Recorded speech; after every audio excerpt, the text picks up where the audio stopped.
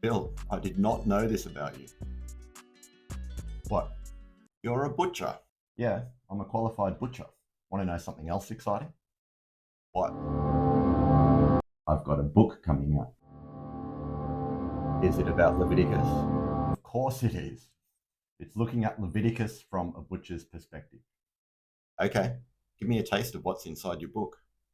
Okay, this is a saddle of lamb. In Leviticus chapter 3, when describing the peace offering, it describes how God gets the kidneys, the liver, and all the fat. You want to have a look inside? The fat here has been taken out at the abattoir, but normally there's 2 layers of fat, 2 thick layers of fat. This is the backbone, and that's probably what Leviticus 3:9 is referring to when it says the entire fat tail close to the backbone. In some Bibles, that's what they call suet, and it forms a protective coating around the kidneys.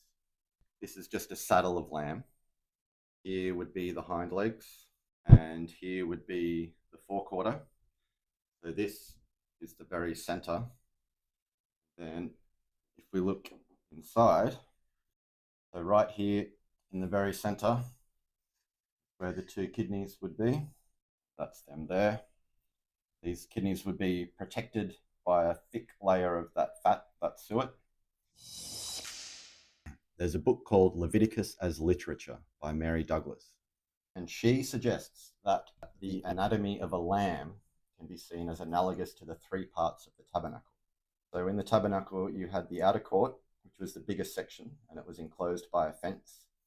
Then inside that, the holy place, and only priests could go there. Then inside that, in the very center, was the most holy place. And entry to that was protected by a curtain, because no one could go inside except the high priest once a year. Okay, so according to Mary Douglas's book, imagine the flesh of the lamb, the body of the lamb, this whole thing, the legs and the forequarter and the head.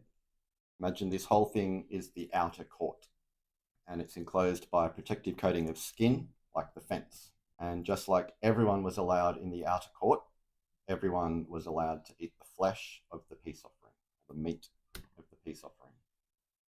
Next layer, Leviticus 3 verse 3 says, "He will present part of the peace offering as a food offering to the Lord, the fat surrounding the entrails, all the fat that is on the entrails." So inside here we've got a big cavity, and this is where all the entrails would sit. And they're surrounded by a layer of protective fat. All the entrails and the fat went on God's holy altar. And so that in here would correspond to the holy place, the place only priests could go. Then right in the middle is what Mary Douglas calls the protected zone. The kidneys are in the very center, protected by this covering of pure white fat. This part is reserved for God alone. No one was allowed to eat any of this fat or suet.